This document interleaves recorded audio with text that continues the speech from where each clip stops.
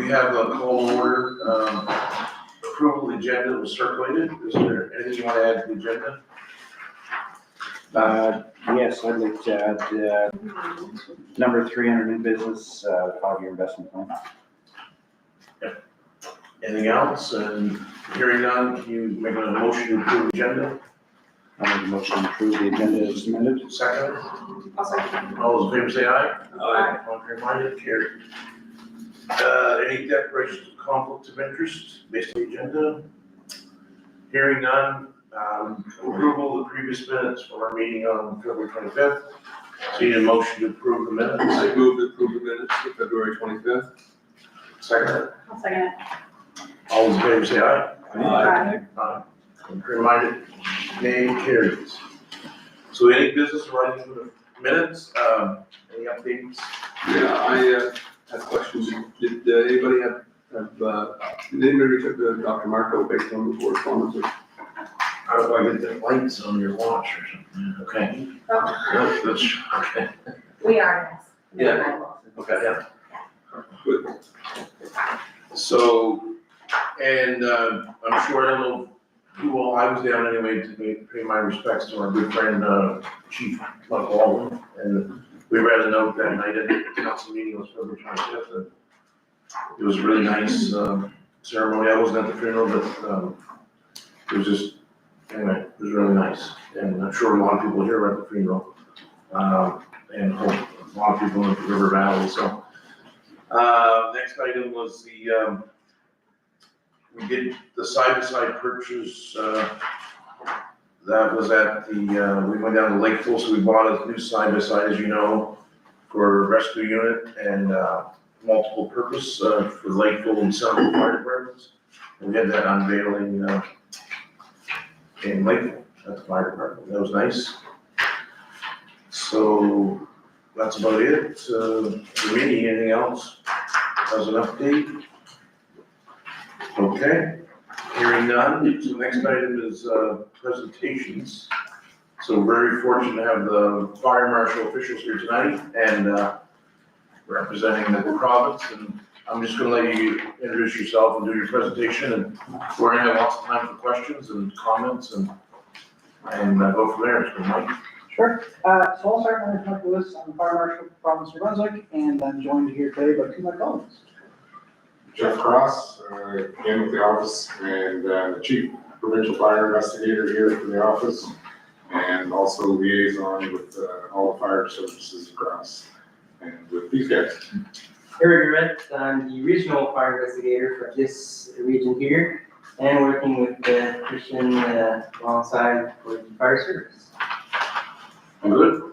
So I'll let you start your presentation. I'm gonna move over here. It's a good idea. A little bit right. So I'll preface this with, this is meant to be kind of an overview of how fire services operate in New Brunswick. This presentation was put together in response to local government reform. What we saw was, at that time, I think provincially it was looking around 47% or so of elected officials were new in that role. So what it meant was there was a lot of people who stepped into the political realm who didn't have a lot of familiarity with how fire services work, how they operate on the LSD side, on the rural district side versus provincial. So really we wanted to put together a one-on-one. So there's really a lot of items here tonight that many of you guys are well familiar with, and hopefully a few items that maybe you learned as well. But I'll go through this, and then if you guys have got any questions, comments, concerns on how we operate, how we can support you guys, we'll be more than glad to answer them. So current state now, and obviously this is created about 18 months ago. Local government reform was very new at that point, as it is still new. We were dealing with a lot of changes that we saw through the services with COVID, a lot of new entities, again, that you guys are well familiar with, and some changes in boundaries as well that have impacted things. But LSD areas that are now municipal, multiple changes on that site. And new officials. At that time, like I said, over 40% of elected officials were new in that capacity. And we really wanted to make sure that they had at least an introduction into how our services operate. This is an optional service for municipalities. There's an obligation for the ministry to provide fire protection in rural districts, formerly LSDs, but as a municipality, you guys have no obligations with respect to offering fire protection. Now, in practice, every single municipality offers it, but you guys are very much given carte blanche with respect to how to deliver your fire services. And really, our job is to make sure that you guys are best informed on how to make those decisions as well. Because this, public safety, I'm not gonna try to figure out what the percentage of your discretionary budget accounts for that, but it's a big chunk. And this usually represents one of your bigger line items. So we wanted to make sure that you guys, really are best informed as possible. And equally, our office, we are not involved in fire operations. We do not fund any fire departments directly. So for us, we're a bit of a third party, and we like to offer that service to elected officials as well. So prior to local government's reform, we're looking at about 165 departments, plus industrials, plus DNR. Presently, we're now about 105. Obviously, you guys have gone from, I think, 6, if I'm not mistaken, to 1. No, we still have 6. Sorry, 6 to 6, but one entity now supervising those departments. No, 6 fire departments. Yeah, that are independent. But one municipality that's. Yeah, now- one municipality, yes. So that's a change as you guys have navigated. And you guys, I think more than most, that's been a significant change. A lot of places are talking about kind of 2 departments, maybe 3 departments. Having 6 is a big thing for you guys to take on. On the LSD side, about half of those LSD departments went from being under the mandate of local government to falling under municipality. So their scope has shrunk a fair bit. And now those municipal departments, those 77 municipal entities cover about 100 departments. And there really, I think there was only about 2 departments that didn't have a change of one form or another. 6 career departments, that is to say everybody's compensated, 9 composite, and still overwhelmingly volunteer. So 150, that is to say most of the brigades in this province are volunteer. They may get a stipend, there may be some benefits on the tax side, but there's no direct compensation for what they do. So those numbers are the 165, that's formerly 165, so what are the current? So presently, there hasn't been any change on the career or composite side, so it's been largely a volunteer now, which has gone down to about 90 or so. Okay. But again, like you said, we're still operating, in most cases, pretty much everywhere, they're operating independently still as independent departments. Yes. So that number, we reflected on what they want to be reflected as. So for you guys, we still consider you in our system as 6 departments. Other associations and kind of representative groups that we have, the Brunswick Association of Fire Chiefs, you guys are part of the Central Valley Association, which is your regional association. There's industrial brigades, McCain's got industrial brigades, Grand Falls and here. Natural resources, those aren't included in our fire department numbers, but they offer obviously services as well. And then there's a few instances where there's kind of regionalized specialty services. So Eel River Rescue on the other side of the river, downriver there, they've got a specialized regional service for that as well. So there's a lot of different agencies out there that are operating different services, trying to meet unique needs. In terms of deployment, there's no right way and wrong way to operate a fire department. We see every different iteration of it. The one thing you guys have to have is a fire chief. Beyond that, whether you have assistant chiefs, deputy chiefs, station chiefs, regional chiefs, public safety directors, public safety managers, that's all very much how you guys want to deploy your departments. And whatever way you want to do, we can certainly help you guys with that as well. Really, from the officer and chiefs level, the chiefs should really be focused on management, policies, procedures, etc. And the operations and leading operations, that should be for firefighters and officers. On the officer level, again, a lot of diversity. We've got captains, lieutenants, senior firefighters, firefighter twos, lots of different terminologies for that. Again, some places chiefs are considered officers. And then you've got firefighters as well. You've got firefighter 1, firefighter 2, probationary, junior in some instances, and most people have that. Think of like kind of a pyramid. That's what we try to encourage, is to have some mid-level officers to help manage your programs, officers for strategic leadership, firefighters to do your firefighting. A lot of variation in terms of how places do that, even probably within your 6 departments here, probably 6 different models for how that works.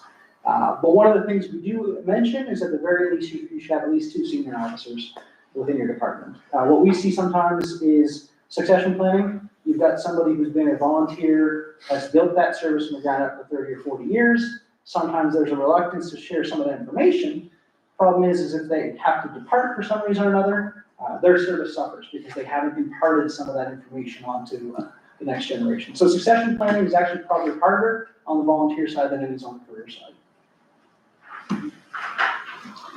On the volunteerism side, we hear time and time again, recruitment or retention is an issue. One of the challenges that we're seeing in the dynamic is that the average firefighter now on the volunteer side, they're not staying in as long as they used to. We're seeing the average tenure of a volunteer is somewhere in 4 to 5 year time frame, whereas previously the idea of somebody not being a volunteer after they started was unheard of. They come in and they stay. But now you've got a different nature of a volunteer. Life changes. You need 2 people working, lives are busy, you've got kids, you've got all that sort of stuff. The average commitment now, maybe 4, 5, 6 years. And what we're finding is departments need to change their tactics and their approach a little bit to make sure that people feel like they can volunteer, and then to reflect the fact that that person may come in and they may leave 5 or 6 or 8 years later. It's we've changed at the same time because the expectations for training and all that sort of stuff. What you train for here is the exact same standard that the Fire Department of New York or Toronto City Fire is, the exact same NFPA standard, and you can apply for the exact same certification. So there's no difference in what we train somebody here and what we train somebody in any large municipality. It's the exact same standards, the exact same certificates, more or less. So it's there's no shortcuts to being a volunteer. It's just as challenging. And what we're finding is obviously on the volunteer side, you're not motivated by financial gain. And in fact, a lot of times places, people may have to not take overtime or work a little bit less to be a volunteer. So it's a very demanding thing. I'll also add, we have communities in this province of 700 people that can maintain a roster of 22, 23 firefighters. And then we've got communities of 3,000 that can't keep a roster of 12. So sometimes, if you're consistently not finding people coming to the door to be a volunteer, you have to ask yourself, you say, what is my service doing to not attract people? So really, it's almost more of a retention thing than it is recruitment. Candidates are out there, make sure you're having an environment where people want to come in, and then people will come in, and keep them in once they're in. Certainly, there's a big investment that comes with firefighters when you bring them in, obviously. One of the tensions, I think, and then I will say that the environment has improved a lot from the past year and a half or so. We've kind of jumped into a few places to try to diffuse some issues, but there was a lot of apprehension, I think, at the start, particularly in local service districts coming in to being part of a municipality. Budgeting was very different on the local service model side. Oversight was very different. And for some of those people, explaining to them that you have to justify purchases, you have to request purchases, mayor and council have to vote on them. That's standard practice, has been in municipalities for years. But for LSDs, it never worked that way. So that's a big change that a lot of the chiefs on that side have had to work with, as I'm sure you guys have gone through as well. So in terms of services, like I've said before, I'll preface, as a municipality, you've got no obligation to provide fire protection. In practice, you do it, as every municipality does, but there's not a lot of standards that dictate what you guys have to provide. We hear NFPA, we hear all these different things. The only thing that is law in this province right now are bunker gears, ladders, gloves, aerial ladders, SCBA, turnout gear, hard hats, maybe something like that, generally related to PPE. Everything else, that is to say, fire apparatus age, fire apparatus size of pump, water, or equipment, all of those things are subjective. Now, there are impacts. If you had a 1946 pumper tanker, there would probably be negative impacts on your insurance. But beyond that, it's a risk that you guys are taking on. It's not legislated by us. We're not going to come in and shut you down for having a 1970s pumper. That's not law, and that's not what we do. But like I said, there are impacts. The older equipment you have, and there's some liabilities that come along with that as well. Fire protection, every single fire department in this province, unsurprisingly, offers fire protection as a service. How you accomplish that, how you deploy it, varies immensely depending on what you guys have. And this comes into a big thing as well when you're looking at apparatus and equipment and people. That depends on your geography and the risks you want to manage. If you guys have a big wildland risk, maybe it makes sense to look at a smaller mini pumper or wildland unit. If you guys got great big tall buildings, you need a ladder truck. Conversely, if you've got nothing over 3 stories, maybe you can do that with a ground ladder. So it really depends, and there's no right size solution in terms of in terms of how you guys have your fire resources, how you deploy them, et cetera, et cetera. Beyond that, there's a lot of discretionary services. So, we're always hearing, municipalities had a news release a little while ago about some of the demands on the medical side that we're seeing for fire departments. You guys have no obligation to offer anything other than fire. Now, the people that benefit from these services that fire departments offer, it's your citizens. So that's why many communities decide to expand just beyond fire protection, and they offer auto extrication. That would probably be one of the most common things. Those are specific tools, obviously to get people out of vehicles. Over 70% of the fire departments in New Brunswick offer auto extrication. Beyond that, remote/technical rescue, that's quite common as well. That's the ability to take a patient from a remote area and transport them to Ambulance New Brunswick. Ambulance New Brunswick has very fine limitations on where they go to get people and where they don't. And there's a lot of middle ground, I should say, that fire departments pick it up. So if somebody's in a remote area, snowmobile accident, that sort of thing, usually fire departments are pretty active in getting that person back in. Again, we see a variety of that depending on the territory served. Like you mentioned earlier, you have 1,400 kilometers. You guys have got a lot of rural area that you guys would fall under. So maybe that's a service that you guys could consider in some of your territories.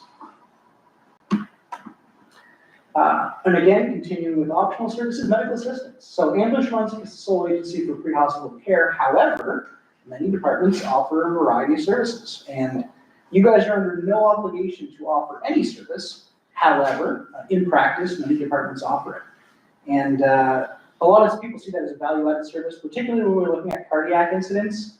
The reality is if it's an echo call, if you've got a fire department that can be there in 2 or 3 minutes versus 6 or 8 minutes or 10 minutes or 15 minutes, that can make a big difference. And the reality is with AEDs nowadays, the availability of them and what they can do technically, they can really be instrumental. So that's a very common service. But like I said, you guys are under no obligation to provide that. Water rescue, ice rescue, again, some special equipment that comes with that. There's a bit of risk there as well. Just because you have a fire department doesn't mean you have, doesn't mean you have a capability to offer that service. That's something that there is a specialized level of training required to have that, and there's an annual maintenance requirement for that as well. For wildfire, that's led by natural resources outside of municipalities, and within municipalities, that is still your lead, but there's an involvement with natural resources there as well. There's some aerial assets there as well, crews, and again, one of the changes that came around here, particularly through local government reform, was there was a lot of previously wildland area that would have fallen outside of your municipal boundaries that is now part of your municipal boundaries. So you guys have assumed a lot of wildland area where technically that's still municipal territory. DNR will continue and has continued to operate in those areas as if it was previously. You guys are not going to foot the bill for that, provided you guys reflect DNR's involvement in that stuff. So fire prevention, that's a service that you guys as a municipality, there's 2 levels of fire prevention, I should clarify. There's fire prevention and public education. Fire prevention is somebody coming in with a clipboard that is making sure that all of your fire prevention devices are functioning properly. And then there's public education. Public education is teaching kids, teaching elderly, teaching people about how to be safe in a fire community. We do the fire prevention engineering side. So what that means is that we do the inspections for your areas. You guys are under no obligation to use us. We do not charge you for the service. That's a provincial service. If you guys wanted to move into that and begin offering municipal fire prevention inspections, you guys could put forth a candidate. We would have to make sure that their training was competent, and you guys could do that yourselves. But again, for the time being, we do that ourselves. That's an obligation under the Act for places of assembly, civic accommodation, and licensing as well. Liquor licensing, daycare licensing, that sort of stuff. So we do those inspections. Luke Gagnon is his name. He's based out of Grand Falls. Public education, we offer some tools to you guys, but generally that's the municipality and the department that leads those things. Fire investigation, again, that's provincial service that we offer unless you guys are looking to step into that realm yourself. But again, we ask those people to have qualifications before we appoint them. And that's what these guys do as well. Hazmat is provincial service that we offer throughout the province as well. That's a lot of training that goes into that. You're looking at probably about 100 hours of training just to obtain that certification. And there's some significant costs associated with that. So we offer that throughout the province through our contract with municipalities. That's Carleton, Moncton, St. John, Bathurst, and Edmundston. So if something happened here, you guys wanted hazmat, we would send them. There would never be a bill for that. That's just what we provide. There is a QSR capacity of Halifax as well, knock on wood. We've never had to deploy them. That's a heavy urban search and rescue. That's kind of a building collapse scenario. And chemical, biological, radiological, nuclear explosives, that's a joint program that we offer with the RCMP, again, at no cost to yourselves. That's between a provincial program and then a federal policing program. That's something that we offer jointly. And I would discourage you guys from considering expanding into any of those venues that are very, very costly to maintain. For equipment, this is a huge line item. Price of apparatus, price of equipment continues to be a significant burden for a lot of municipalities. So we always try to really balance needs and wants. There's a lot of bells and whistles and widgets that you can have in these things, but at the same time, some of these core competencies are really, really vital, even if the sticker shock is high. And this is really where, knowing what you're getting and knowing what you're investing in is very, very important. And having a piece of equipment, you're talking about a 20 to 25 year or more investment, an investment that's very costly. You really want to make sure that you're getting that right. And that's something that can service your community and your ratepayers for quite a few years. Obviously, that requires some forward-thinking budgeting as well. And there's some annual stuff that comes with that as well. Obviously, with tires, that's a big line item. It needs to be replaced on a regular basis. Your pump certification should be done annually, right? Yeah, annually. And then there's some ongoing costs associated with maintenance and that sort of thing. Preventative maintenance as well. And the question you should always be looking at when you're considering, looking at these assets, particularly now that you guys have, 6 departments that you're working with, is that how does this asset meet the current and future needs of my community? Where are we going to see growth? Where are we going to see development? And how does this asset continue to look at it? You guys have apparatus that was probably early 2000s. It was purchased before this municipality was considered. So we need to be thinking in the future when we look at that as well. The most common kind of apparatus we see, pumpers. Actually, I can see how out of date this presentation is now, because that lower figure would be a dream for some of these asset costs. Pumper, general function is to supply pressured water, 10-50 gallons per minute, about 500 to 1,000 gallons. You're probably looking at the low end, 500 to 900 now. Tanker, you might be looking at 500 to 750. The idea predominantly is that both can pump. Pumpers usually have a bigger pump and less water. Tankers are usually more for moving water. And for you guys have some areas with hydrant coverage, some areas with not. That's going to, the resources you deploy for those areas can be very, very different. If you've got a place with very, very good hydrants, a lot of hydrant coverage, you're going to look at more investing in the pumpers. If you've got a lot of areas that are sitting at a community that's got no hydrants, you really want to look at the tankers. And actually, that's a significant benefit for you guys as a greater community now, is that you've got now a lot more pumpers to draw from, tankers to draw from, and assets to draw from as well. On the aerial side, 60 to 125 foot ladder. A quint is kind of a combination with pumpers, and that figure has gone up as well. You're probably looking at, on the low end, 1.5, on the high end, 2.5, something like that. Mini pumper, quick response as well. Generally, they've got a similar size pump, a lot less water, but entry price, you could be looking at 400 to 550, 600, something like that. Walk-in rescue doesn't have any water generally, or a pump. Really, it's meant to be a place for firefighters to store their equipment for rescue type events. SUV in command, that's one of the dollar figures still accurate. That's generally carrying people, hauling trailers, equipment, transporting firefighters, chiefs, officers, that sort of stuff. Off-road rescue, side by side, can have tracks, skis, etc. The idea is usually they're supporting that off-road rescue function, so helping getting that person to the ambulance New Brunswick. Watercraft, there's a lot of different varieties for watercraft, a lot of different means to do that depending on the water bodies you're serving.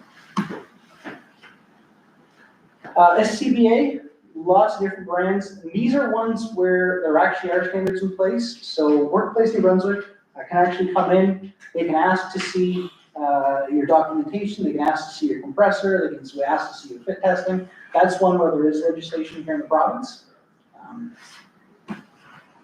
Turnout gear, that's also covered under regulation as well. They need to be replaced at a regular interval. It needs to meet certain standards, needs to be maintained in a certain way. And it needs to be replaced if there are rips, tears, replaced or repaired in the instances or anything like that. A lot of different hand tools and equipment, some of which are actually required on new apparatus when they're purchased based on that standard.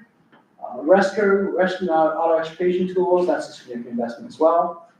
Ladders, there's actually a legislated standard on ladders as well. So when ladders are one of those ones where technically WorkSafe could come in and ask for your documentation on ladder testing. And most tools, whether it's legislated or not, have an aspect of annual testing or certification associated with them. So in terms of firefighters, what we see, there's courses we offer provincially, free of charge to you guys for your association, and then there's training and courses that you guys bring on yourselves. So for us, we offer Firefighter 1, Firefighter 2, Officer, Remote Rescue, Pump Driver Operator, Vehicle Extrication, Instructor, Wastewater Rescue. And we have expanded our course offerings a lot. I think it's, as a province, it's one of the best investments we can make. So through your local association, there's a credit type system where your Central Valley Association says, I want to put on a Firefighter 1 course in Florenceville this spring, and I want to put on an auto extrication course this summer in Bristol or Bath or something like that. We fund that course, we bring the instructor in, and where people walk away with an MVCC certificate associated with that. Like I said before, that's the same standard that somebody in the city of Toronto or New York City, it's the same standard that they're taking. Reporting and maintenance is important. There are, in addition to the requirements for WorkSafe for being a firefighter, a fire department is a workplace. A fire hall is a place of employment, even if you're not paying these people, the expectations and the premiums are still associated with that. If somebody injures himself during a practice night or injures himself at the fire hall, that's still a reportable incident, it's still a workplace incident. FERS is an information reporting system that we have as a province. Fire departments are obliged to report incidents in the system, and it's really good for us because it validates a lot of trends that we're seeing on fire incidents, and we use it when we go back to the province for support. So for example, we recently doubled the amount of annual funding that we do for our firefighter training, and it was based on the information that we had in FERS. So we were able to go from training about 380 firefighters a year to training over 850, because we said, look, we can show that 10 years of firefighter training have improved the amount of people that are getting training. So that's why it's really vital that we're getting that data as well. Equally, just this past spring, we passed amendments to the Income Tax Act, which created New Brunswick Firefighter Tax Credit, along with the doubling of the federal tax credit. So now the combined credit for New Brunswick is the highest in the country at $11,000, and that again was done by data that we had from the system. So even though there can sometimes be some intricacies with the system, it's really important that the departments are keeping that up to date. So on the equipment side, there's ladder testing, SCBA, hose testing, pump testing certification, vehicle inspections, and records maintenance is really, really, really important.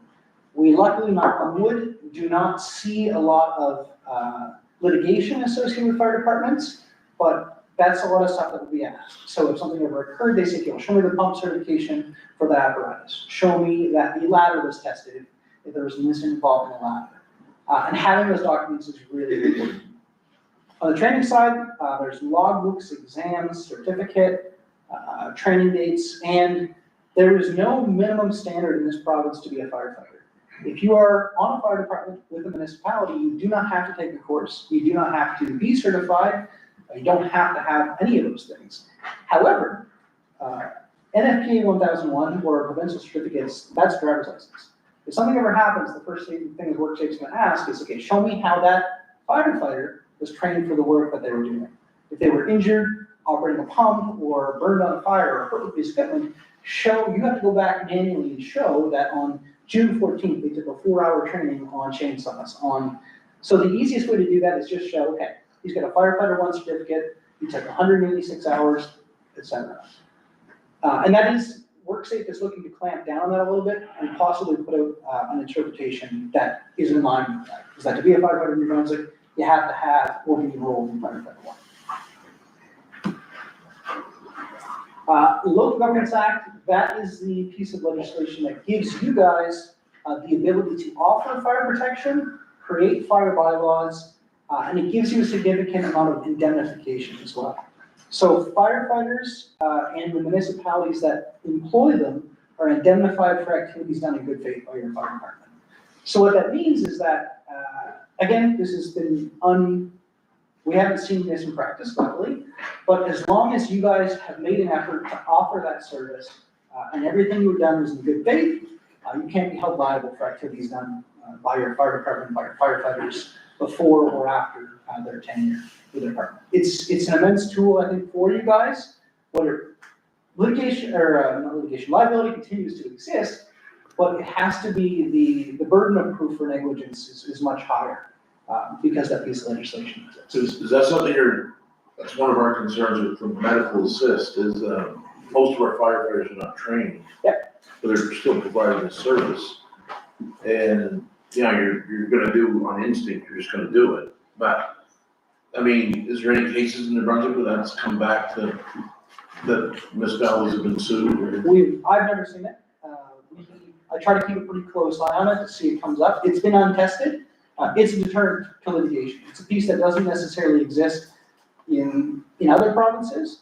But here it's meant to cover the fact that generally a firefighter is trying to do the best with what they have. And in a lot of circumstances, firefighters, if involved in firefighting operations or I believe rescue operations too, are exempt from the general work-safe regulations, just because you think about working at heights. So the Local Governance Act is trying to cover some of those gaps from a liability perspective and keep firefighters able to do their work. Fire Prevention Act, that's our act, that outlines the powers and responsibilities as us, our local assistants, and other appointees like these gentlemen, or like our fire prevention officers. Firefighters Compensation Act, that gives presumptive cancer and cardiac coverage for firefighters based on the type of cancer and the duration. And then there's WorkSafe general premiums as well. And again, that just relates to their roles as an employee of the municipality. Even if they're not paid, they're an employee from that perspective. Oops.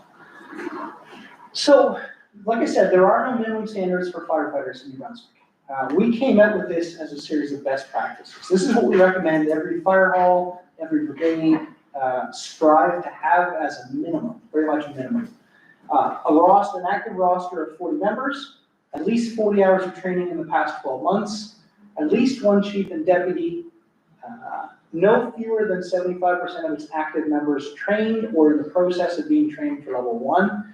I think this area, you're at about 74 or 76% of firefighters have firefighter 1. Problem is that there's a huge discrepancy. Some departments might be 30%, and other departments it's 100. So what we say is that you should strive for having 75% of your fire department have that or be in the process of it. Obviously, you recognize there's always people coming in and people going out. That's why we say 75. Your frontline apparatus, which is your first due, should be, as a best practice, compliant with NFPA 1901, which is, it relates to having some equipment on there, having a flow rate of the pump and a water capacity. if you're buying a truck, it's coming off the line as NFPA 1901 certified. There hasn't been a truck sold in this province probably in 15 years that didn't meet that standard already. But when you guys are specing a truck to purchase, make sure that you include that in your specs as well. Every fire apparatus manufacturer should already be, but that's something you should absolutely keep in there. Now the second due, that's where we get into really not a lot of specifics. As long as that second due is able to hold 1,500 gallons of water, age doesn't really matter. You don't really lose a lot of credit from an insurance perspective on that one. And as a piece of encouragement, we suggest is local governments with more than 5,000 people should develop and maintain what's called an NFPA 1300 community risk reduction plan. That's where somebody looks at your community, looks at kind of what your risks are, and makes recommendations on how to mitigate them. Fire department should be dispatched by a provincially recognized emergency services provider dispatch agency. You guys are all on 459, I'm guessing, right? And you're all through, they're doing your call taking as well? Called it? The PSAP, they're doing, so you guys don't have a private call taker? Yeah, they'll do it all. They'll do all, yeah. That's really, I mean, there might still be a few pockets that do it, right? There's a few pockets in the province that still have what's called a private, that don't have regional dispatch. So they have a private company that answers the call and then passes it on to the PSAP. It's a bit of a challenge on that side, but the best option is to have that with the same provider, which you guys currently have through 459. Boundaries, that's been a big point of contention. I shouldn't say point of contention. There's been a few questions associated with that because obviously now we're in a situation where the fire service boundaries predate most current municipalities because those municipalities have changed. So for us, if you guys were ever considering changing your boundaries, not from a legal municipal perspective, but your fire service boundaries, what it requires is you guys file some paperwork with MD 911. Both fire chiefs or fire services on both sides, if it's two municipalities or if it's a municipality in a rural district, both parties have to sign off on the change, indicate where the change is, and then that goes into PSAP. The completely separate function is in what you guys have for a service agreement. And the two are related, but they're also not. So you guys probably have some rural district areas that you guys provide coverage for, or vice versa, or are you guys, you're independent? Yeah, we don't have any other. Okay. So that makes things maybe a little bit easier, but yeah, that's something that effectively both parties have to come forward and say, this is the new civic boundary change. I mean, the scenario I think for you guys is that two of your departments, if you wanted to change a boundary, the two chiefs would have to come in and say, here's the new boundary, sign off on it, and then they would put it into the change. So this day and age, we have computer automated dispatch now. Yep. How come it is the closest unit to call? Ask me again in 12 to 18 months. We're just in the process of, I say we, it's a different group, to moving towards what's called next gen 911. So we're operating on a broadband system. I'm not a tech person, so I could be misspeaking. We're operating on still what is a system that's about 25 years old. Everybody's still using the same, all the PSAPs are still using the same CAD system now. However, in the next generation, we will be able to do stuff like that. And you could have it where, everything's still tied to a civic now as well. So that number, as soon as it goes to the civic address, they've got the entire province geofenced for what civic address is theoretically closest to the near fire resource, but it doesn't change. It doesn't change based on road closures. It doesn't change based on conditions. It doesn't change based on if a truck is out. It doesn't change those things. So it's a little bit old-fashioned. The idea is with next gen, there's going to be more technological capability to implement some of that stuff. And you said 12 to 18 months. Was that next year? Yeah, it's supposed to be later in 2026. Yeah. Mutual aid versus primary coverage. We see that challenge, we saw that a lot in service agreements. So if you had a rural district that was under contract, or vice versa, it was a municipality that was contracted to provide a service to a local service district, but if they were the ones that were going first all the time, because that department wasn't responding or wasn't able to, we begin to blur the line a little bit between mutual aid and primary response. So if you're fighting the fires for somebody, it's not really mutual aid anymore.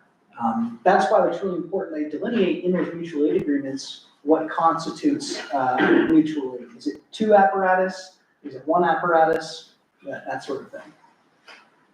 Daytime coverage, it's a concern that we're seeing on the response side across the province.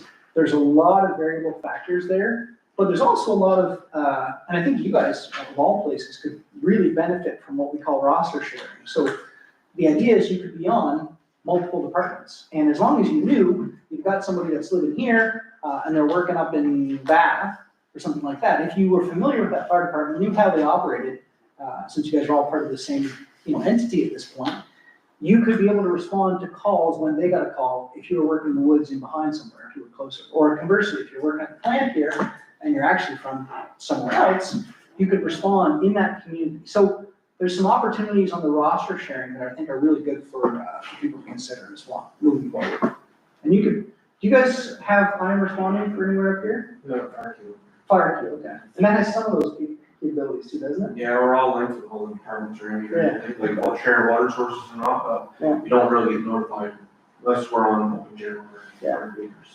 And that is one thing that next gen might be able to let you do a little bit, I think, too, is changing who gets called and for what as well. When the tones come through on 459, you guys can all hear them though. Only needed for our patrons on open channel, but we'll close it, so just individual departments get notified. Okay. And like I said, in next gen 911, looking into that next year, they're building up a framework here now. So MD 911 is the provincial department responsible for operating those contract PSAPs. PSAP, I apologize, is Public Service Answering Point. So that's anytime somebody calls 911 in your province, they are directed to one of those 6 PSAPs. Generally here, they're going to be directed to the Fredericton PSAP, which is 459, who will then triage the call and send it to police, fire, or ambulance. Under regional fire dispatch, the PSAP is the fire dispatch, but there was still a few places that were operating private. You guys aren't in that context. There was a few areas that were considering going back to private fire dispatch providers because it was a little bit more economical.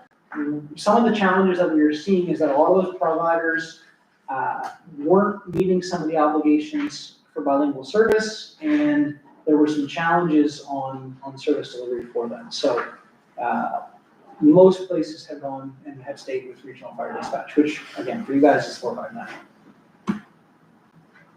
On the medical side, MCMC, but what's the MC? Medical? MCMC, Med Center, that's all I know. That's the English Brunswick Dispatch Center. There's one in Moncton. Once the PSAP knows that it's a medical call, it'll push that to MCMC, and they do all of their own dispatching for all the ambulances in New Brunswick. And the way it works for ambulance is they will call the fire department if they don't have an asset, or if it's an echo call, or if it's a priority call, or if they don't have somebody close by. They have a number of criteria that they call for, and it does not matter what you guys tell the PSAP, the call will always go through. They have an obligation in their contract to call if they need help, and a PSAP cannot by law screen calls. So you can tell the PSAP, do not give me any medical calls, they're not able to do that. If somebody calls the PSAP, the ambulance advisor calls the PSAP, the call will go through the fire department. There's no option to screen it at that stage. That's just how the law works. TMR system's been rolled out a fair bit. Most places are looking to step back from VHF or UHF. The VHF and UHF costs are still borne by the individual department. And again, seeing it's a bit of a legacy system now, as we talked about a couple of weeks back, a lot of places are considering going full TMR as well. The TMR is subsidized virtually, what's that mean? So the TMR system that we have was established through a multi-year agreement with the service provider, which represented, I can't remember the dollar figure, but effectively the tower system is operated as part of a provincial expenditure. So when you guys are buying into those radios, you're part of that contract, you're paying the contract price, but you're not paying the cost that was associated with developing the 145 towers. Of the network? Yeah. Yeah. So whereas if you guys, your TMR tower is your obligation now, if I'm not mistaken, right? DTR, Venture or Provinceville runs that, we run UHF. Yeah.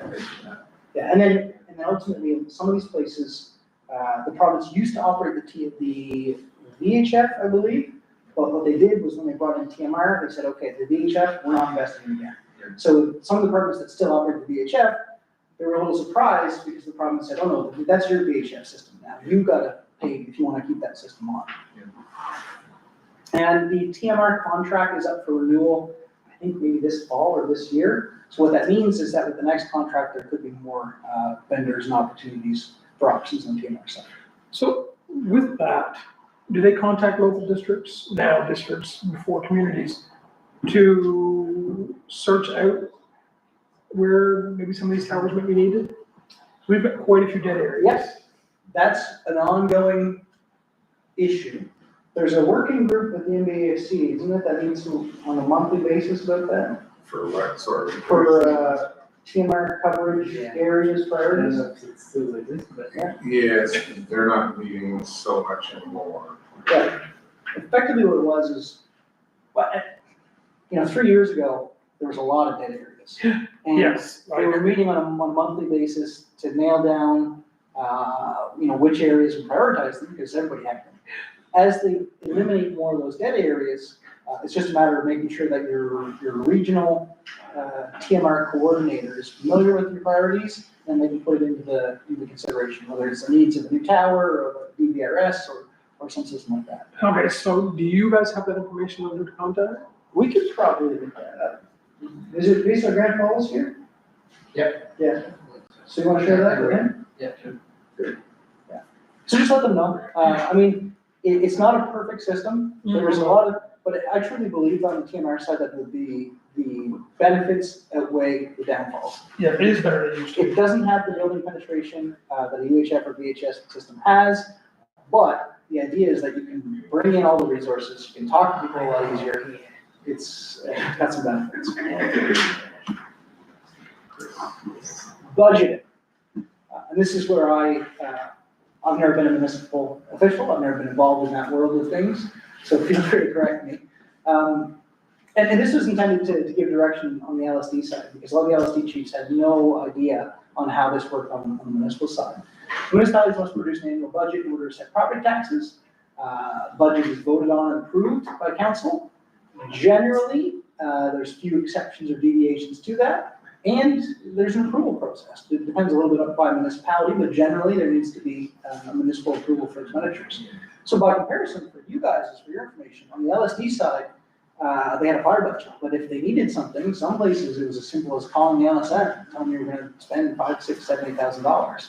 So that's meant to be a mutual understanding from both sides. So it's to teach the LSD chiefs that the municipal system is very different, but then for you guys to know that LSD chiefs operate under a very different system from their perspective as well. So like we talked about identification, the Local Governments Act offers that to yourselves as municipalities, and the Fire Prevention Act protects local assistance. So local assistance, generally we encourage fire chief or senior officer to have that appointment for each department. That gives them additional indemnifications under my act. Firefighting operations are exempt under WorkSafe, but that's just for the firefighting activities. Training and stuff like that still falls under their general activities.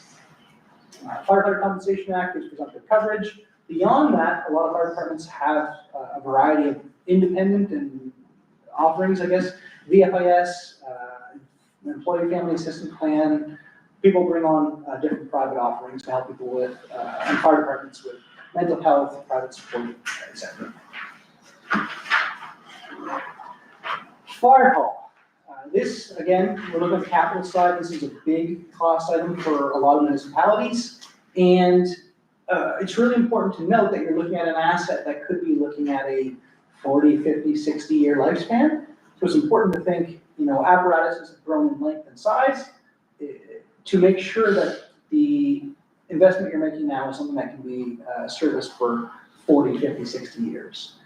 Equally, people have looked at spaces that are joint spaces, so can also be used in a post-disaster situation, a warming shelter, those sort of things.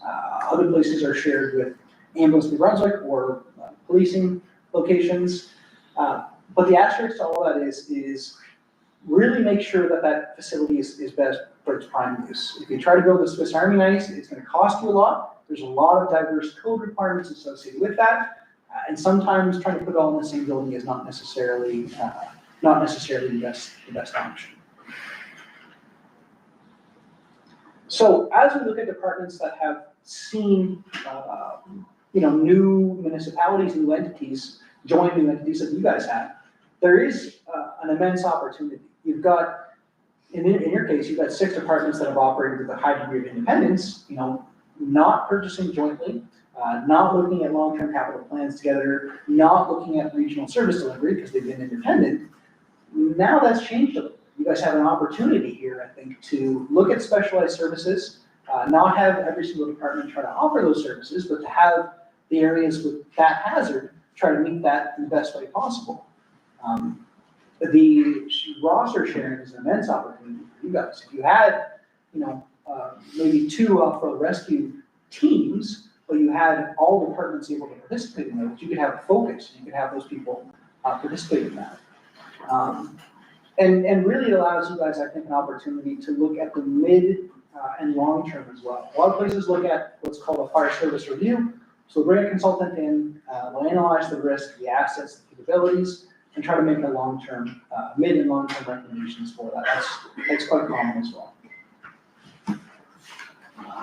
And so what do?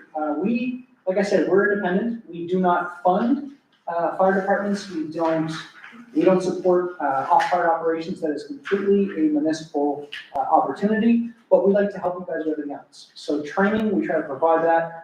Fire investigations, fire prevention, any kind of support, stuff like this where we can come up and help you guys, inform you guys. That's what we very much like to do. So the only difference on this one is for us, Mark Mallon was our capital district. He's now moved on. We actually just announced his replacement there yesterday. You may see him. His name is Matt, what's his last name? Cassidy, Matt Cassidy.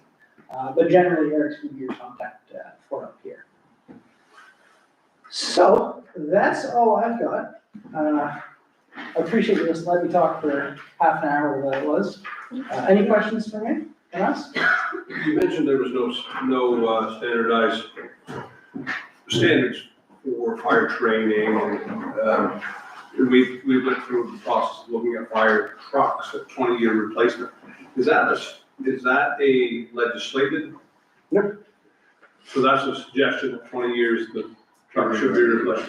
Yeah, so. We'd run into trouble with the insurance companies if we did replace them at 20 years. Yeah. Fire underwriters is what dictates that way.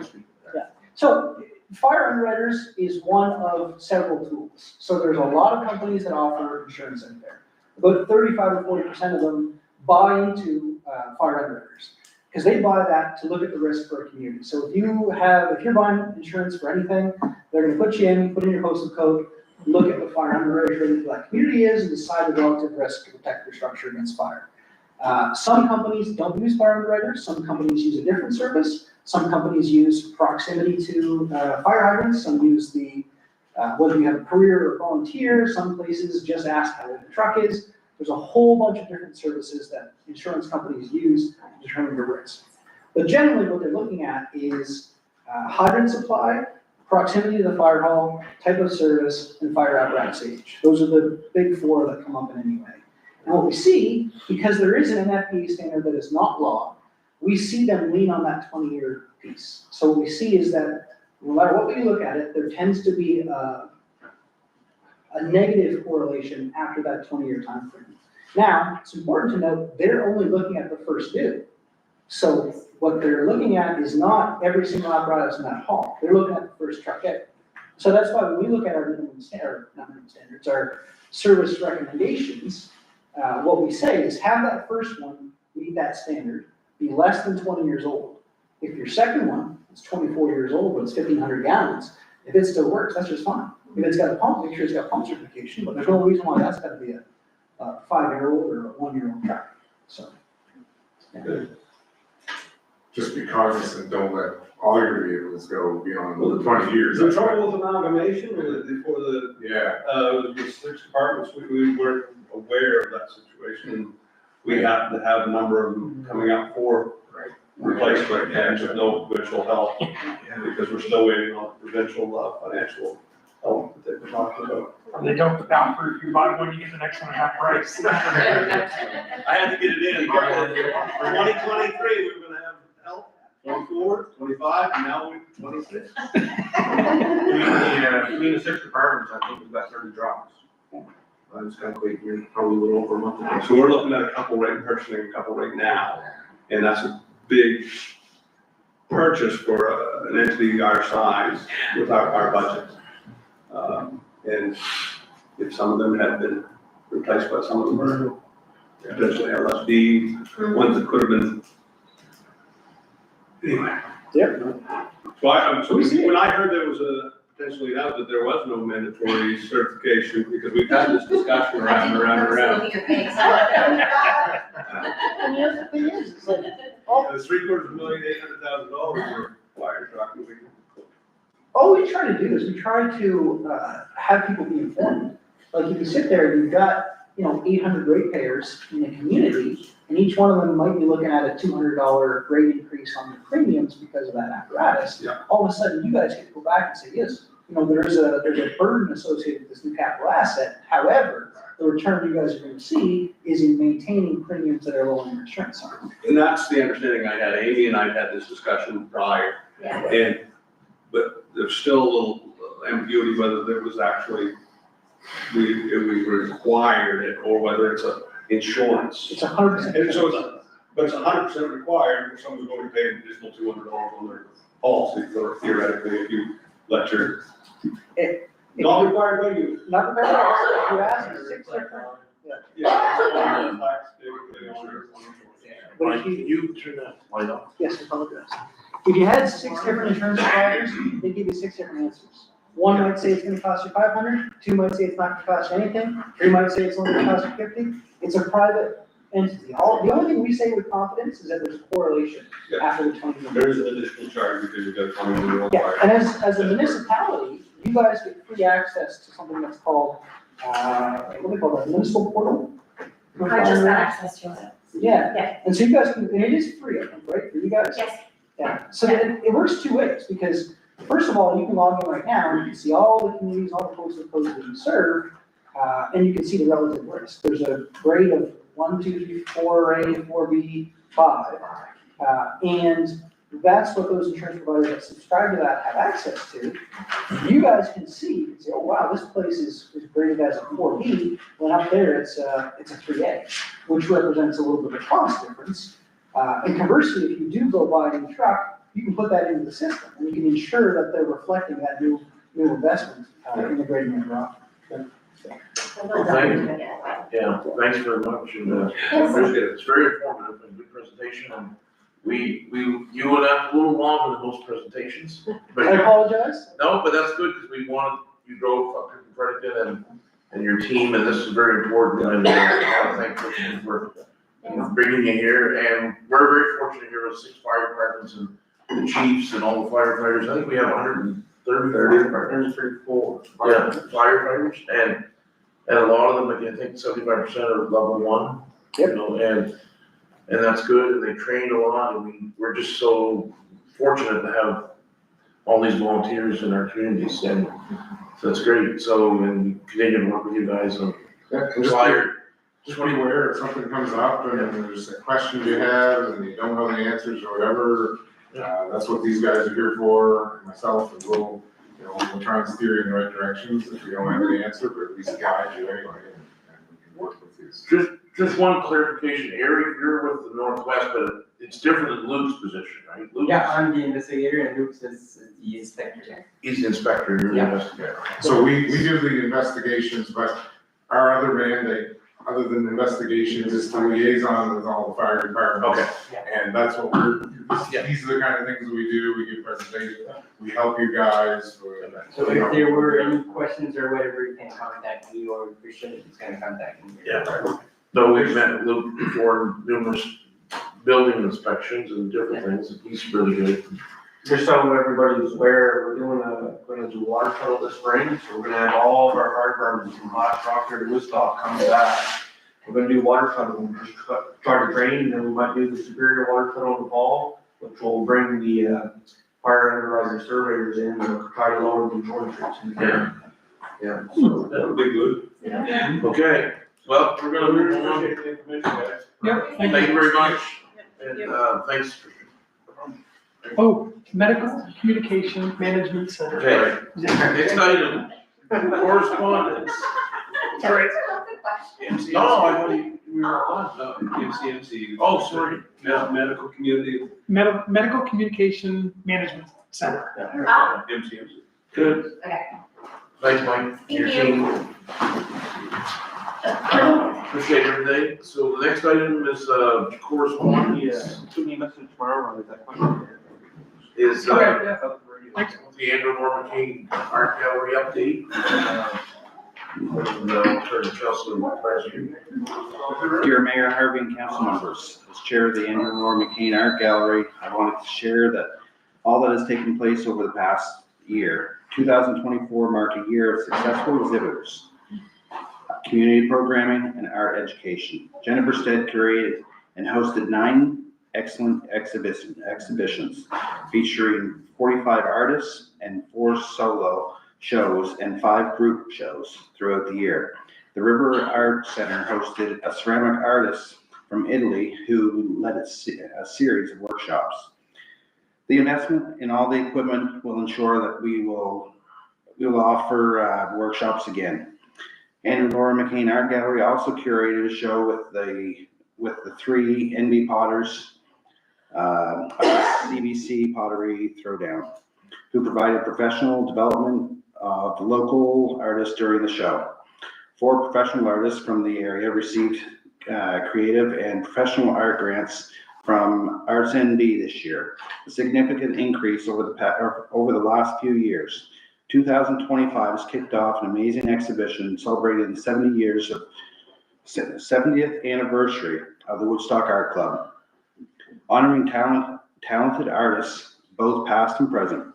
The lineup of exhibitions for 2025 includes Acadian textile artist Denise Violet Michaud, printmakers Diana Baldwin and Nate Can, Indigenous artist Brian Francis, weaver Ralph Simpson, ceramics art Judy Blake, and New Brunswick photographer Jamie Wilson, who will exhibit his photos over the eclipse with David Hunter's exhibit, and a collection of community photographs from the day of the 2024 total eclipse. An excellent year awaits. Highlights of the past few months include annual Small Works Show. This year exhibits and show was the best year yet, with sales totaling $49,000. Over the past 4 years, we've seen an exceptional increase in both the numbers of artists that want to participate in the show and the numbers of items sold. 107 artists participated in Small Works 2024, yet again another record number. Small Works has a reputation amongst local consumers as a venue to purchase exceptional, well-curated products. The Arts Classroom, the Jennifer Stead and the Anglophone School District West Art Lead, Susan Galbraith, has expanded to reach schools throughout the Anglophone West. When students could not come to the gallery, Jennifer came up with a way to go to them. Art in the Classroom places original works of art in the classroom for a 2-week loan. Students and their teacher get to live and learn throughout the art. Susan Galbraith, a former board member, worked with the educators to develop the extensive resources filled with the cross activities, and the Andrew Laura McCain Art Gallery produced short videos introducing students to the artists and the PowerPoint presentations to support the key art concepts. What started out with the 2 fully developed packages in all schools in 2020 has now expanded to 7 fully developed packages in 32 classrooms this school year, with 3 more in the works. The program has become so popular, it is now booked a year in advance by teachers from Grand Falls and Ackwick. Artwork by Colin Smith, Irene Tompkins, Alana Bard, Stephen Hutchings, Francis Martin, and Nat Can are the focus of these introduction packages. Artists are supported as they are paid for their art, and we reach a vast number of students throughout the Anglophone West School District. Workshops are in abundance at the River Valley Arts Center. In addition to printmaking, watercoloring, drawing, and carving, we are proud of the new ceramic studio that has been built at the River Arts Center, complete with the kiln room. Pottery classes led by Jenna Ross are sold out well in advance. Please check out the board workshop offerings available at the River Arts Center on the gallery website. Support for the gallery annual appeal was significantly impacted this year by the Canada Post strike, thereby decreasing the amount of funding we rely on to provide programming. In additional operational fundings at both provincial and municipal levels have decreased over the past few years. We are very, very fortunate to have the strong team volunteers at the Andrew and Laura McCain Art Gallery that spend countless hours delivering the art, for the Art in the Classroom program, organizing community events such as the Guess Who's Coming for Dinner, Buttermilk Creek, Participate, Small Works. Small Works alone had 517 hours by over 15 volunteers in 4 weeks. Jennifer, Jeremy, and the impressive team of volunteers work diligently and provide throughout provoking exhibitions and engaging workshops and community events. Thank you for your continued support and interest in the Laura McCain Art Gallery. Warmest regards, Karen Brown, Chair. Thank you.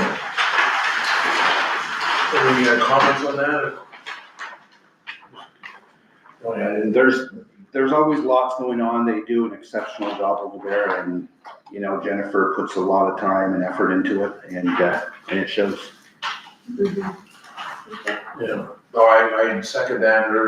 They're well known throughout the province, and they punch above their weight for the size of our community. For sure. They do, and I'm very impressed with the art in the classrooms. Like they go out and I think that's great for kids in the school system that learn about arts and culture and different types of art. And obviously, it's important. So, and that's great. And it's good. So we're good.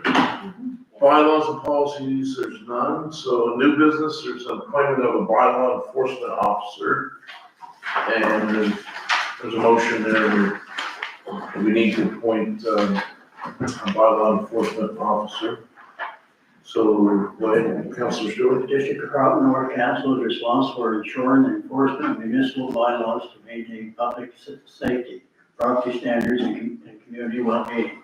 To support these efforts, Council is considering the appointment of an additional bylaw officer with the authority to uphold and enforce municipal regulations across the district. I move that the District of Carleton North Council appoint Tristan Zepro as a bylaw enforcer officer for the District of Carleton North with the authority to enforce most municipal bylaws, including unsightly premises, endangered buildings, and structures. By law number S-1, in accordance with the council policies and the provincial regulations. No seconder? A second. Second by Councilor Bradstreet. So, any comments on that, questions? How many bylaw officers do we have now? We had 2, Josh and So, this is just an appointment of Tristan at this position because he's responsible in that position that he has for the town. And Adam and Josh will still be there to support him, but. So, we're ready for the question? All those in favor say aye. Aye. Contrary minded, carried. That's good. So next item is age-friendly communities. And I appreciate this because I'm getting old. Yeah, they, There's a program you can probably actually enroll in. I might call. Do you want to look through some comfortable? So I'll turn this over to Councillor Dickinson and for discussion and, So I have a little bit of history with it, and then I would actually like to make a resolution for tonight, so we can start in a way. So for age-friendly community designation for the district, in 2006, the World Health Organization developed the Global Age-Friendly Cities Project. This project brought together cities from around the world that were interested in supporting healthy aging by becoming more age-friendly. These cities gathered information from seniors, senior care providers, and other groups of individuals with an interest in age-friendly communities. 33 cities took part in the project, including 4 Canadian cities. Saanich, BC, Portage-la-Prairie in Manitoba, Sherbrooke, Quebec, and Halifax, Nova Scotia. When the communities that have demonstrated that they have met at least the first 3 stages in age-friendly community milestones, they can be recognized by their province or territory as an officially on the road to becoming age-friendly. What is an age-friendly community? An age-friendly community, in an age-friendly community, the policies, services, and structures related to the physical and social environment are designated to help seniors age actively. The community is set up to help seniors live safely and enjoy good health and stay involved. An age-friendly community is a place where seniors can flourish. When the community takes on age-friendly incentives, it's creating a supportive place where seniors are respected for their contributions and their strengths. This helps build communities that are more inclusive for everyone. What are the rewards? As an age-friendly community, you'll get a recognition plaque and a pull-up banner for display in your community. One-page action summary highlighting steps and initiatives taken to achieve the age-friendly status will be posted on the department's age-friendly active communities in New Brunswick's webpage. And they will recognize our community's leadership and achievement. An opportunity to receive a national recognition from the Public Health Agency of Canada and an invitation to join the World Health Organization Global Network for Age-Friendly cities and communities. And tonight, with everybody's help, I would like for us to make the first step in this direction. And for that, I have a resolution to read. Whereas the District of Carleton North has realized the importance of providing our seniors with a good quality of life as they age, whereas the District of Carleton North recognizes that healthy aging is a lifelong experience and occurs in the supportive, age-friendly community. Whereas the District of Carleton North respects and recognizes the value older citizens can play in society. Whereas the District of Carleton North seeks to engage citizens in making our community a better place for seniors to live, stay socially and physically active, feel safe, and be engaged in community life. Whereas the District of Carleton North would like to build on the monumentum of the global movement of age-friendly communities initiated originally by the World Health Organization as an approach to meet the needs of an aging population. Whereas the age-friendly approach to community planning is compatible with and support our efforts and vision for a fully inclusive community. Be it resolved that on the 11th day of March, 2025, the District of Carleton North is committed to the age-friendly approach and will participate, support, and promote the work to implement age-friendly initiatives to improve our age friendliness. Good. And I would like to move that resolution. Do you have a seconder? I'll second that. Yeah, that's good. And any comments on this or questions, what this is all about? Well, I guess I've read down through it. I would appreciate the heads up that we were gonna make a motion on. It's no motion, it's a resolution, just So you were gonna make a resolution, to Prior to move right in the now. direction. yeah. So we should have some discussion about it. I mean, Have you got any questions? That's Nanette and Sue and. No, we'll have a discussion among council. Gotcha. Yeah, that's fine. No, go ahead, that's why we haven't, any questions, comments, just open the floor up. So what's this resolution, how we build on this?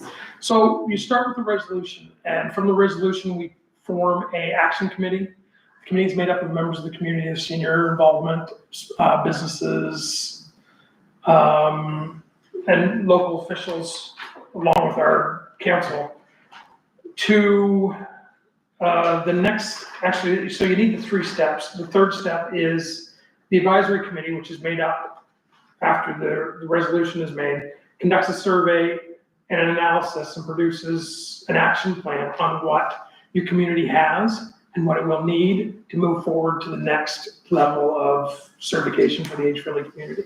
So is there any communities like in Canada that currently have this? There's a lot.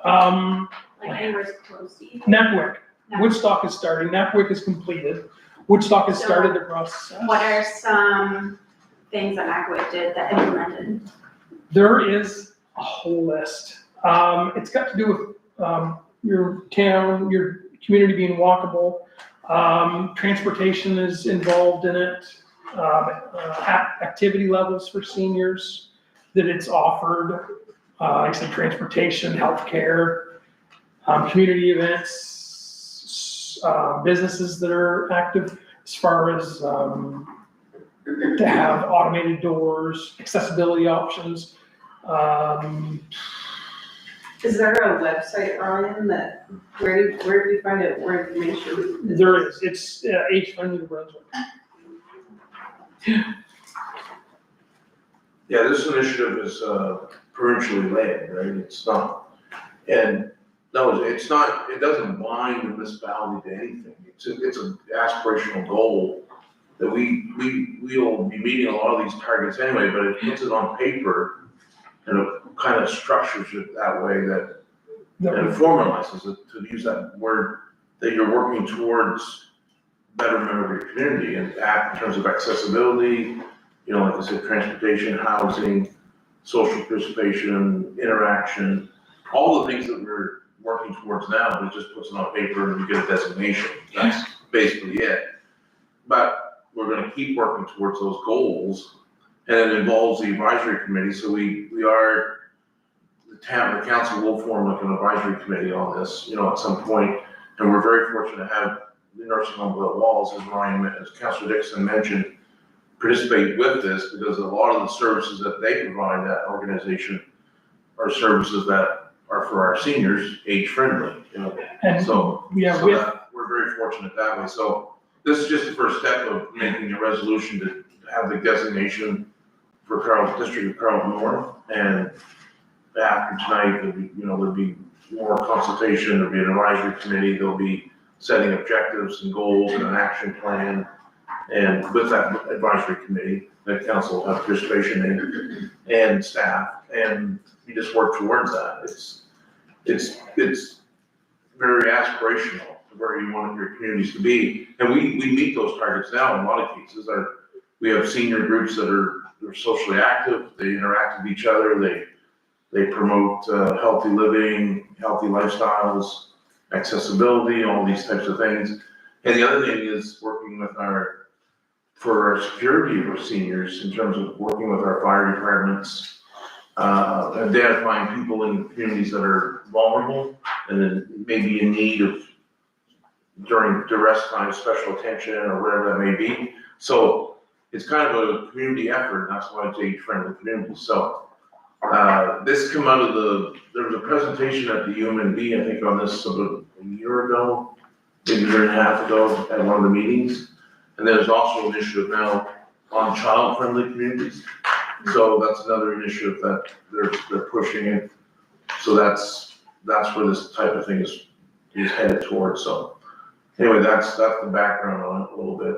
And with Nursing Home Without Walls, their establishment and program up and running has checked off most of the boxes that will allow us to move forward with the age-friendly community designation. What they request is a resolution that council is agreeing and to move in the direction of procuring this age-friendly designation. Yeah, I'm not disagreeing with you, I'm aged myself, I'm getting more so all the time, tonight. Because when we discussed it, when I asked you about this earlier, I'd like to know that we're gonna make this resolution before we had a chance to, and the website would have been nice to look at prior to. That's fine, because, look, there's nothing in there that's contentious. It's all things that you'd like to see in your dealer. But I respect that. And apologize for not having that ahead of time. So what's the wish of council? You want to table this until have more discussion on it, or you want to? that's my thoughts, but I mean, there's a number of people sitting around here too. Yeah, well, that's why. It will happen. At the end, I like to just see the website, just because we just didn't get much information about it prior to. Yeah. So we can table it to the next meeting, and that's fine. But I mean, I agree with all of the Yeah, things. I don't disagree with the content of it, it's just that I'd like to look over. So we have a motion on the floor and second, so we need a motion to table this, if that's the sole desire of the council. Yeah, I have a motion on the floor to pass this, a resolution. So if we're gonna table it, we need a motion to table I'll make a motion to table this resolution until our next meeting. it.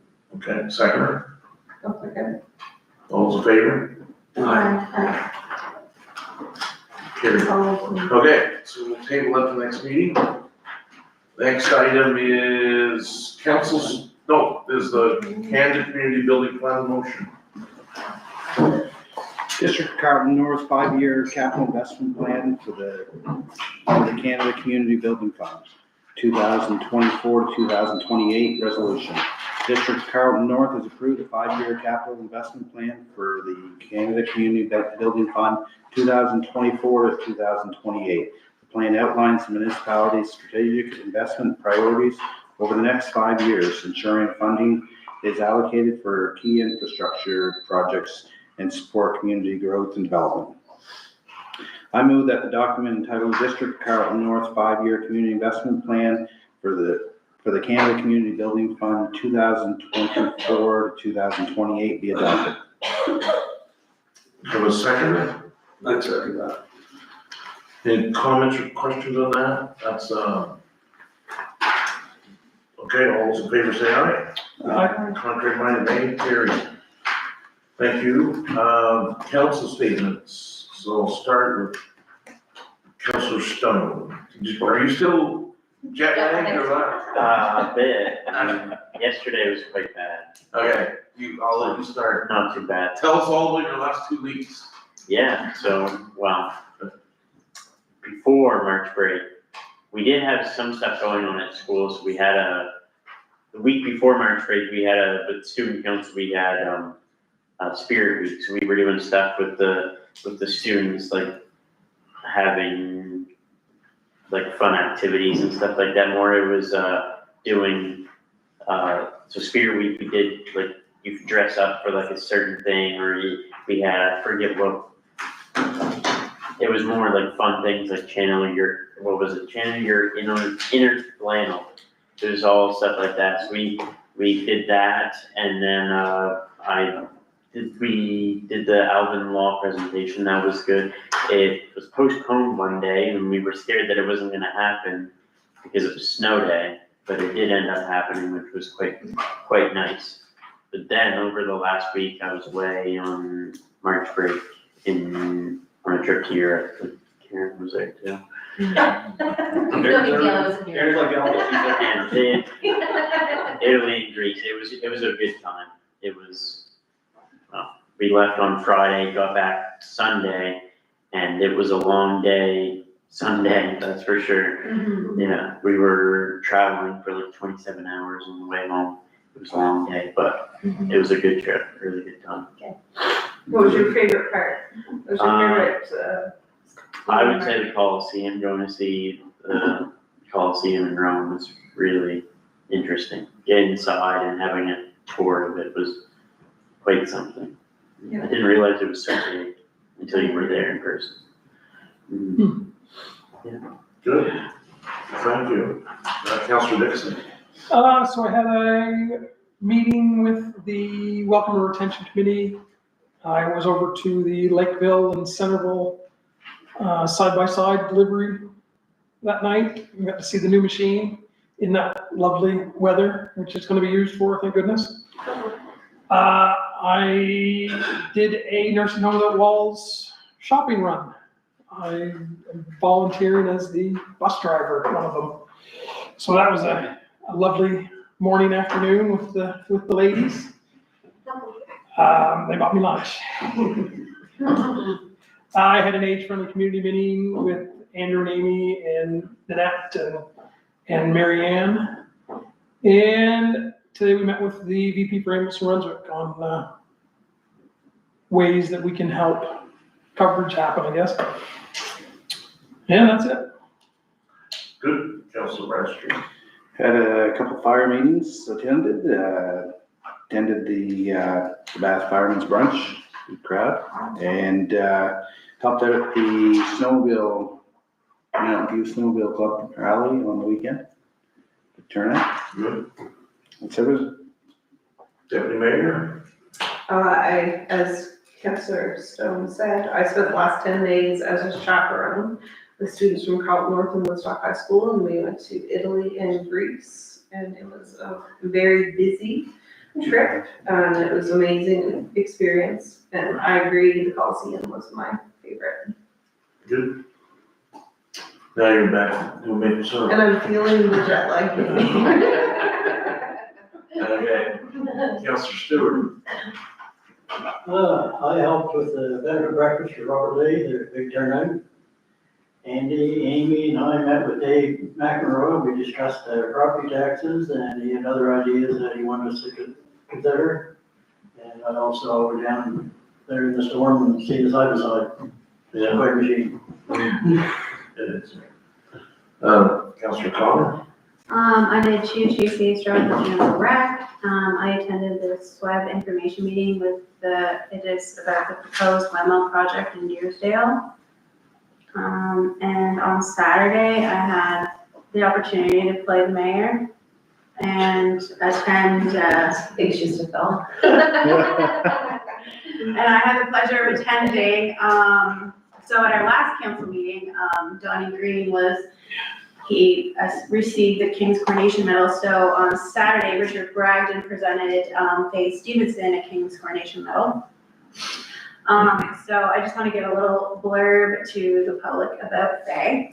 She is 101 years old, and just a bit about her and why she received her medal was she served in World War II, and she served on the Lady Nelson that went back and forth from England from 1943 to 1945, and she brought home wounded soldiers. So on the ship, she was like wounded soldiers coming back to Canada and with war brides with their children.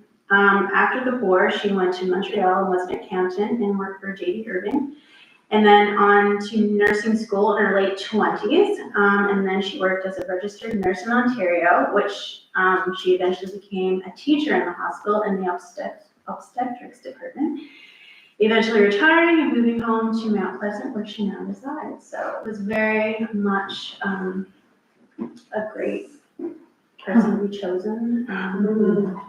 And yeah, that's it for me. Good. Good story. Councilor Rose. Had a step ahead finance meeting last week, and for something at the rec center, and spent most of the week hanging out here at London, or home from university, and took some time and rebond with my children that have been going away to school, and a number of other things I'm sure I'm forgetting, but that's about it for now. Yeah, well, you want me to remind you? Yeah, you let me know, what did we do in the last 2 weeks? Oh, no, just kidding. So, thank you. So anyway, had Western New Brunswick, we met with the housing minister, and he met with the rest of the service commission, regional service commission. And it was good. I met with some of the staff, and we'll get some information on, and I think we'll circulate it to the council, because there's a lot of information out there about housing programs, and we had a really good chat about housing in general, affordability. And there's some things that our non-for-profits can be doing, and, we just need to talk about that a little bit more. And work out a strategy for that, in that sense. We had a meeting with, a resident here, Dave McElroy, lives in Toronto, and on the, talk about the budget and fiscal budget and tax rates, and that's what it was a good meeting. I had to leave a little bit early to go to this other meeting, but Councillor Stewart was there, our CAO. And, had that open house, the SWEB wind project there in Juniper, attended the Gloucester Fire Department meeting that night, coming back out, and, that was the night that the former fire chief kind of stepped down formally, and our current fire chief, Al Downey, was there, but it was really, it was a 2-hour meeting. I stayed, and there was probably 20 firefighters there, and no, you weren't there, no, sorry, but there was 20 firefighters there, and they were all enthused and interested, and the mood was really good, and so they're moving forward, and that position will be posted, I think, for fire chief, and the town will have that final say who the fire chief is. But there's no urgency on that. It's just being posted. It could be 2 months, 6 months, 12 months before a fire chief is appointed there by the town. So, but in the meantime, Al Downey is the interim fire chief and doing a great job. So I attended the wake, and as was mentioned earlier, for the former Hartman councillor, Fire Chief Mike Walton. There was a big crowd, obviously. Attended the reception for the delivery of the new side-by-side in Lakeville, and some of the fire departments were there. It's that they were really it's quite a big machine, and they got a nice trailer, and I congratulate them and our staff that looked out for that, and we come in on a good budget number.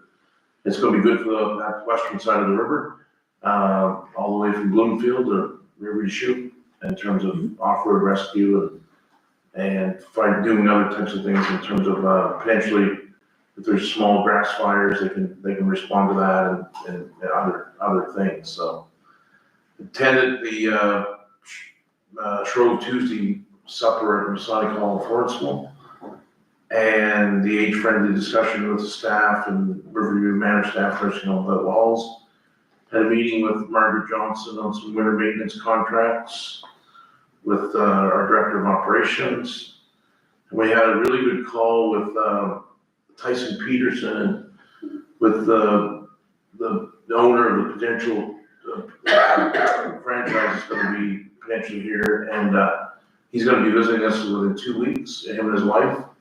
And they're from Alberta, and he's a business guy, young guy, and has a fabrication and a business similar to, makes trailers and a whole bunch of different things. But he's going to be visiting us within 2 weeks, I think, coming down from the NHL Legends game, and we'll have a chance to talk to council. Obviously, we'll schedule that in.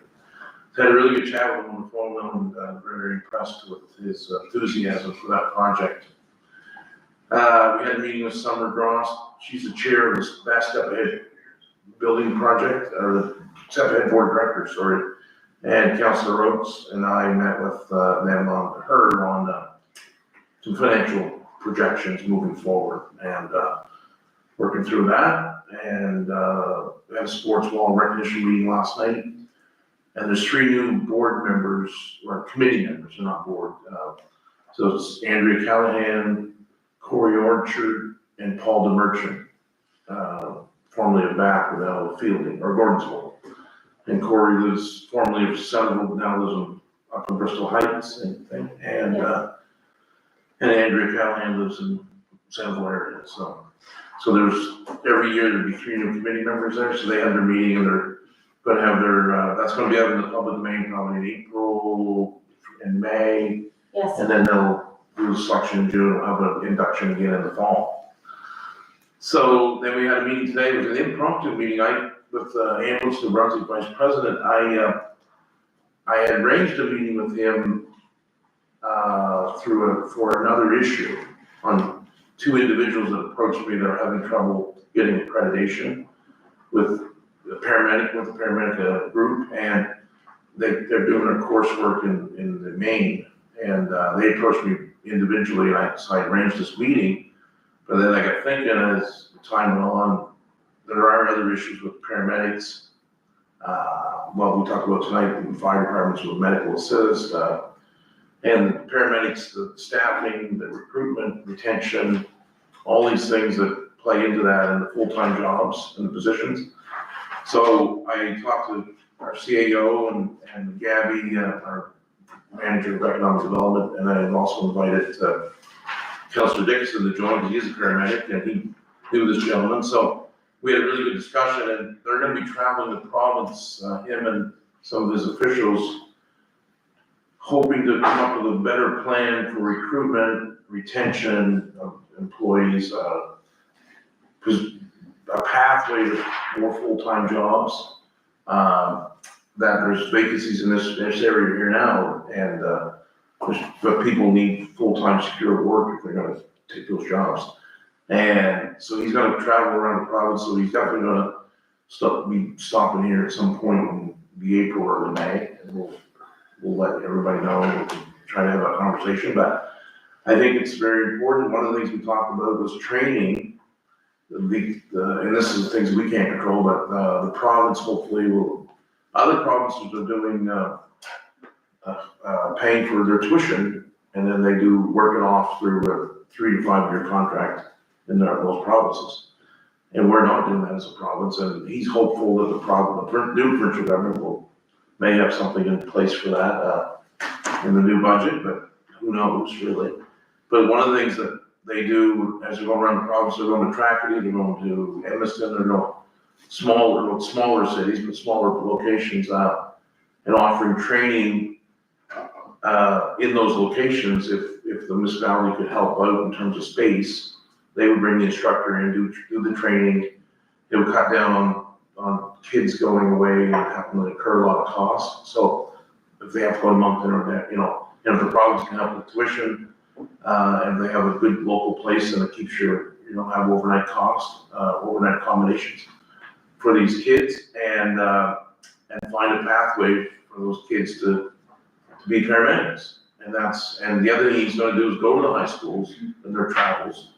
He said he'd be in every high school in the province, his team, before the end of June, talking to the kids in some fashion about opportunities just to be a paramedic. So that was kind of the gist of the conversation, and it was kind of a really impromptu thing. So I want to thank Councilor Dixon for joining us, because it was a really good conversation. So I'll try to summarize that and send it a note to council from today's meeting. So that was good. And then final, this weekend, there's a high school hockey tournament at the arena over here, and there's 5 or 6 teams, and the Shamrock Curling Lawrenceville's this weekend at Lawrenceville, and there's a whole bunch of other things going on probably, but yeah, that's my report. So, council's speaking on adjournment. I'll take a motion to adjourn. I'll second it. All those in favor say aye. Aye. Contrary minded, carried. Thank you.